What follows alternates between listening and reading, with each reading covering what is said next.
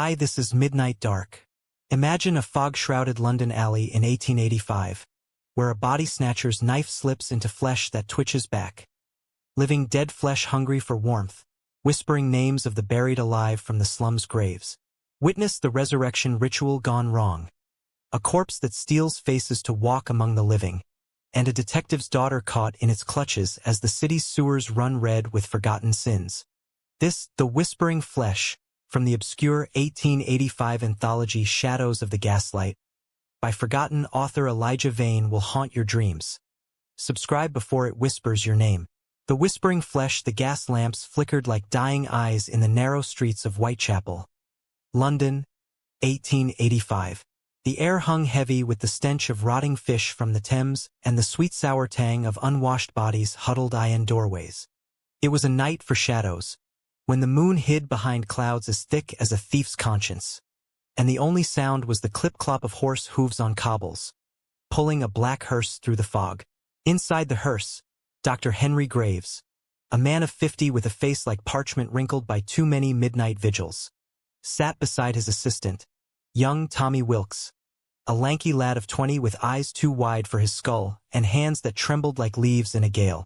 "Steady now, Tommy," Graves whispered, his voice a raspy hiss that blended with the fog. "The fresh ones are the best. Still warm. Still flexible." Tommy nodded, his throat bobbing as he swallowed hard. They were body snatchers, resurrection men in the vulgar tongue, supplying medical schools with cadavers for the price of a gentleman's suit. But Graves was no ordinary ghoul. He was a man obsessed, chasing the elusive spark of life in death's cold embrace. His notebooks, filled with scribbles of galvanic fluids and mesmeric trances, spoke of experiments in his Clapham cellar, where he'd revive dogs and rats with jolts from Leyden jars, watching their eyes flicker with a hunger he couldn't name. The hearse pulled up to St. George's burying ground, a patch of weed-choked earth where the poor were dumped like rubbish. The grave they sought was fresh, little Mary Finn, a seamstress dead of consumption at 19, buried that afternoon with a pine box and a priest's half-hearted prayer. Graves and Tommy worked in silence, shovels biting dirt like teeth into flesh. The earth was soft, yielding as a new lover, and soon the coffin lid surrey ached open under their lanterns. Mary lay there, her face waxen, lips blue as forgotten ink, dress clinging to her thin frame like a shroud of webbing. "Perfect," Graves breathed, his fingers tracing her cold cheek. "No rigor yet. We'll have her on the slab by dawn." Tommy lifted her legs, Graves the shoulders, and they slid the body into a sack, the fabric whispering against skin like a lover's breath. As they filled the grave, a low moan escaped the sack, soft, like wind through cracked bones. Tommy froze, shovel half raised. "Did you hear that, sir?" Graves paused, ear cocked, then chuckled, a sound like dry leaves crunching. "Gas, boy," the stomach settling. Nothing more. But as they climbed back into the hearse, the sack twitched, just once, like a dream half remembered. Back in the Clapham cellar, a vaulted chamber beneath Graves' terraced house, the gas jets hissed blue flames that cast long shadows on stone walls damp with mold. The room was a nest of madness. Jars of formaldehyde-lined shelves, floating organs staring blankly. A galvanic battery hummed like a distant train, wires aching to a marble slab where Mary now lay, stripped naked under a sheet, her skin glowing pale in the light. Graves donned his apron, stained with rust-colored spots, and rolled up his sleeves, revealing tattoos of ancient sigils. Runes from a forbidden grimoire he'd bought from a gypsy in Romany at the 1851 Great Exhibition. "Now, Tommy," Graves said, his voice steady as a surgeon's scalpel, "attach the wires to the temporal lobes, just behind the ears. We'll start with a low voltage. See if the nerves respond." Tommy's hands shook as he pinned the electrodes, the metal cold against Mary's scalp. Her eyes were half open, staring at the ceiling where spiders wove webs like shrouds. Graves threw the switch, and the battery crackled, blue sparks dancing along the wires. Mary's body arched, a silent scream frozen on her lips, fingers curling like claws.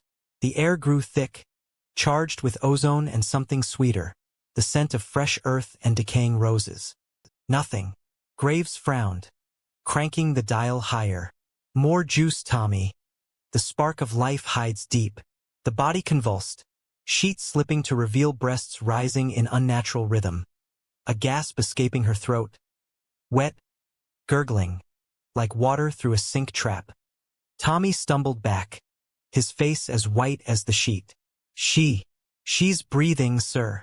Graves leaned in, stethoscope to her chest, listening to a heart that fluttered like a trapped moth. Impossible, he muttered, but his eyes gleamed with fever. It's working. The flesh remembers. As the night deepened, Mary's eyes flickered. Not with life, but something older, hungrier. Her lips moved, whispering in a voice not her own. A raspy sibilance that echoed off the stones. Hungry, warm, flesh. Graves froze, stethoscope slipping from his ear. Tommy whimpered, backing toward the stairs. It's not her, sir. It's something else. The body sat up, sheet falling away, skin wrinkling like paper in flames, veins pulsing black under translucent flesh. Mary's face twisted, mouth gaping wide, teeth bared in a grin that stretched ear to ear, revealing gums rotted to string. The whisper grew louder, a chorus from the depths. Give us warmth, give us skin. Graves grabbed his knife, the blade glinting, and slashed at the arm. Flesh parted like wet cloth, but no blood flowed. Instead, a tendril of dark mucus squirted out, lashing his hand like a whip. He screamed, dropping the knife as the wound burned like acid. Tommy bolted for the door, but the thing, Mary no longer, lurched forward, fingers lengthening into claws that ripped his coat, pulling him back with superhuman strength. Tommy! Graves yelled, lunging to help, but the creature's head snapped toward him. Eyes rolling white, mouth unhinging like a snake's to reveal rows of needle teeth. In the struggle, Tommy's scream echoed as claws raked his chest, peeling skin like bark from a tree. Blood spurted, hot and coppery, splattering the slab. The thing paused, head tilting, nose FLA ring as it sniffed the air. Then, with a gurgling moan, it pounced, mouth latching onto Tommy's throat, sucking not blood, but something deeper, life itself, his skin palling as his eyes dulled. Graves watched in horror, the knife forgotten, as Tommy's body shriveled, flesh sagging like deflated balloon, bones cracking as the essence drained into the monster's mouth. Tommy's corpse collapsed, a husk of dry skin and bone, and the thing turned to Graves, lips smacking, voice a wet rasp. More, father. More warm flesh. Graves stumbled back, mind reeling. What are you? He croaked. The creature crawled forward, joints popping like firecrackers, skin SL oofing off in sheets to reveal muscle twitching beneath. We are the Whisperers. It hissed, voice a chorus of the dead, buried alive in the slums, stitched by your knife. We rise to walk in your skin. The door burst open, a blast of cold air from the street, and Constable Ellis, a stout man with a lantern and nightstick, stormed in, alerted by a neighbor's cry of, "Murder!" His eyes widened at the scene. Graves cowered, blood puddled, the thing lurching like a broken puppet. By God! Ellis roared, nightstick swinging. He cracked it across the creature's skull, bone crunching like dry twigs, but it only laughed, a sound like gurgling sewage, and clawed his leg, ripping pants and flesh in one rip. Ellis screamed, falling, as the thing pounced, mouth latching onto his neck, sucking the warmth from his veins. Graves seized the moment, grabbing the galvanic knife, its blade still humming with residual charge, and thrust it into the thing's back. Electricity arced, blue lightning dancing across wet flesh, the creature convulsing as sparks jumped from wound to wound. D. Graves yelled, twisting the blade, the air filled with the smell of burnt meat and ozone. The thing shrieked, a sound that shattered a nearby jar, glass raining like tears, and collapsed in a heap of twitching limbs, skin bubbling like boiling tar. Ellis gasped, clutching his throat, blood oozing between fingers. What in hell was that? Graves knelt, tending the wound with shaking hands, his mind a whirl of horror and revelation. The dead, he whispered. They remember, and they hunger. As dawn crept through the grate, painting the cellar gray, Graves burned the remains in a hurried pyre, the flames roaring like judgment. Ellis survived, sworn to silence by a bribe of gold and fear of the law. Body snatching was hanging a fence. But the whispers didn't stop. That night, as Graves lay in his bed, the walls seemed to breathe, fleshy pulses under plaster. Father!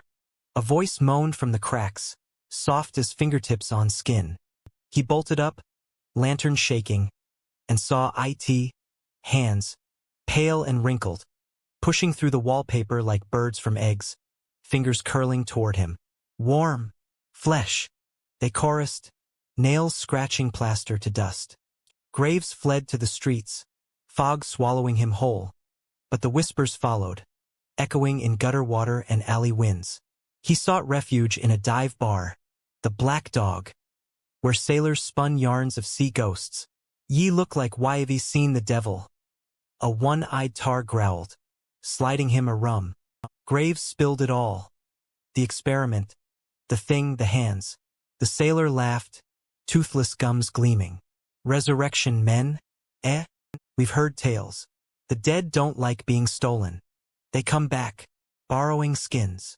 Dawn found Graves staggering to his daughter's house in Kensington, a modest townhome where Mrs. Agatha Wilson, his widowed child of 30, lived with her 2 boys. Father, she gasped, pulling him inside, her face pale as the sheet he'd dropped. What horror has gripped you?